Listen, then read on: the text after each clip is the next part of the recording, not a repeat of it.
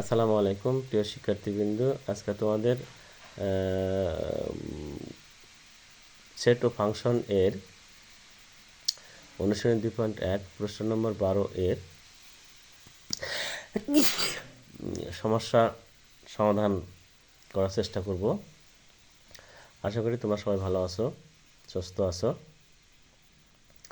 দেখো, 100 জন শিক্ষার্থীর মধ্যে কোনো পরীক্ষায় 65 জন শিক্ষার্থী বাংলায়, 48 জন শিক্ষার্থী বাংলা ইংরেজি উভয় বিষয়ে পাস এবং 15 জন উভয় বিষয়ে ফেল করেছে। এটা প্রশ্ন হচ্ছে সংক্ষিপ্ত সৃজনশীল দেওয়া আছে। সংক্ষিপ্ত বিবরণের উপর তথ্যগুলো ভেনচিত্রে প্রকাশ করো। আরেকটা কী দেওয়া আছে, শুধু বাংলায় ও ইংরেজিতে পাস করেছে তাদের সংখ্যা নির্ণয় করো। উভয় বিষয়ে পাস এবং উভয় বিষয়ে ফেল সংখ্যাদ্বয়ের মৌলিক গুণনীয়কের সেট দুটির সংখ্যা সেট নির্ণয় করো। মৌলিক বলতে কি বোঝায়? মৌলিক কাকে বলা হয়? যে সংখ্যাকে ভাঙলে এক এবং ওই সংখ্যা ছাড়া অন্য কোনো কি পাওয়া যায় না, গুণনীয়ক পাওয়া যায় না, তাকে কি বলা হয়? মৌলিক সংখ্যা, তাই না? তাহলে আমরা সমাধান আসি। 12 নম্বর প্রশ্নের সমাধান দেখো।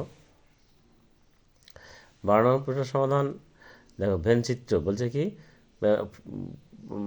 ক নম্বর হচ্ছে সংক্ষিপ্ত বিবরণ সহ উপরের তথ্যগুলো ভেনচিত্রে প্রকাশ করো। উপরের তথ্যগুলো বলছে এখানে সংক্ষিপ্ত বিবরণ সহ উপরের তথ্যগুলো ভেনচিত্রে প্রকাশ করো।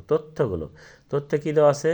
100 জন শিক্ষার্থী দেওয়া আছে, মধ্যে কোনো পরীক্ষায় 65 জন শিক্ষার্থী বাংলায়, 8 জন শিক্ষার্থী উভয় বিষয় বাংলা এবং ইংরেজি উভয় বিষয়ে পাশ করেছে। তাহলে ভেনচিত্রে আসি। দেখো, ভেনচিত্রে আয়তাকার ক্ষেত্রটি 100 জন শিক্ষার্থীর সেট এবং সেটকে ইউ এবং পরস্পরছেদী এই যে বৃত্ত দুটো দেওয়া আছে, এরা পরস্পরছেদী দুটি বৃত্তের দ্বারা বাংলা ও ইংরেজিতে পাস শিক্ষার্থীদের সেট যথাক্রমে বি ও ই নির্দেশ করা হলো। তাহলে সেট তৈরি করো। দেখো, এই যে একটা ভেনচিত্র, এই একটা ভেনচিত্র, দুটা বৃত্ত, একটা বৃত্ত, একটা বৃত্ত। এই বৃত্ত দুইটা, একটা হচ্ছে পি, যারা কি করছে, পি হচ্ছে কি জিনিস, পি কি ধরা হলো? পি ধরা হয়েছে নিঃশ্বেদ সেট বিভক্ত হয়েছে, যাদের পি কিউ আর ও এফ এই তিনটা দ্বারা নির্দেশ করা হয়েছে। ইউ হচ্ছে সকল 100 যে জন শিক্ষার্থী আছে, এই পুরোটাকে ধরা হচ্ছে ইউ। এই আয়তক্ষেত্রকে বলা হচ্ছে, ধরা হচ্ছে ইউ।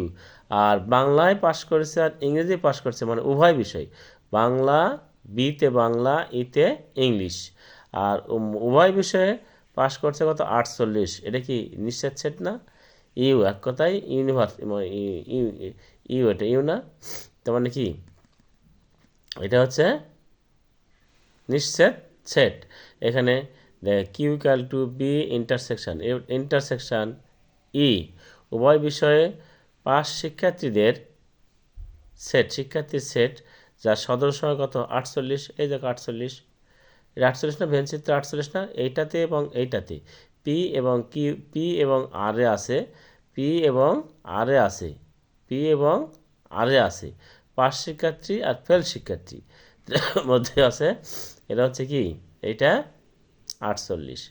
আচ্ছা, শুধু বাংলায় পাস শিক্ষার্থীদের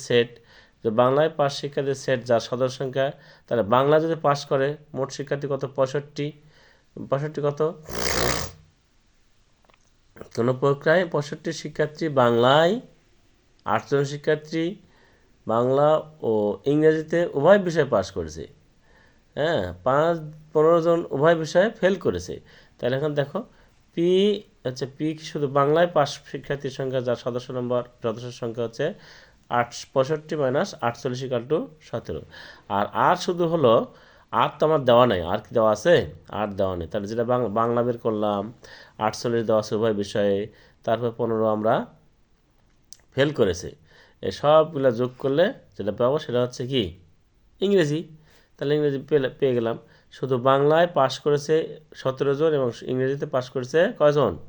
20 জন। কয়জন? 20 জন। তাহলে এইটা আমাদের অ্যান্সার। কী বললো আমাদের খ নম্বরে কী হয়েছে?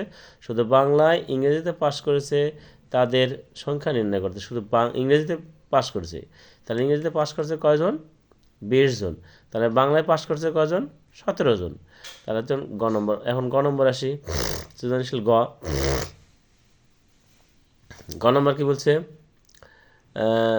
উভয় বিষয়ে পাস এবং উভয় বিষয়ে ফেল সংখ্যাধর মৌলিক গুণনীয়কের সেট, দুটির সংযোগ সেট নির্ণয় করো। উভয় বিষয় বলতে কী বোঝাচ্ছে? আমাদের উভয় বিষয় বলছে, মনে করি উভয় বিষয়ে শিক্ষার্থীর সংখ্যার মৌলিক গুণনীয়ক সেট হচ্ছে কত? এম। আর উভয় বিষয়ে ফেল শিক্ষার্থীর মৌলিক গুণনীয়কের সংখ্যার সেট হচ্ছে কি? এন। এখানে উভয় বিষয়ে পাস শিক্ষার্থীদের সংখ্যা কত? 48। উভয় বিষয়ে পাস শিক্ষার্থী আর উভয় বিষয়ে ফেল শিক্ষার্থীর সংখ্যা কত? 15। তাই কি 15 কি না? তাহলে 48-এর মৌলিক গুণনীয়ক কত হবে? 2 আর 3। আবার উভয় বিষয়ে ফেল শিক্ষার্থীর সংখ্যা কত? 15। তাহলে যার মৌলিক কত 3 আর 5। তাহলে M(1) N = 2 3 3 5 = এটা। আমরা কি বুঝতে পেরেছি সবাই? কোথায় বুঝতে পারেনি? যেখানে বুঝতে পারেনি তাহলে আমার কমেন্টে জানিয়ে দিও। আর ভিডিওটি ভালো লাগলে অবশ্যই সাবস্ক্রাইব এবং শেয়ার করবে। ধন্যবাদ সবাইকে। আজকের জন্য ভালো থেকো, সবাই সুস্থ থাকো।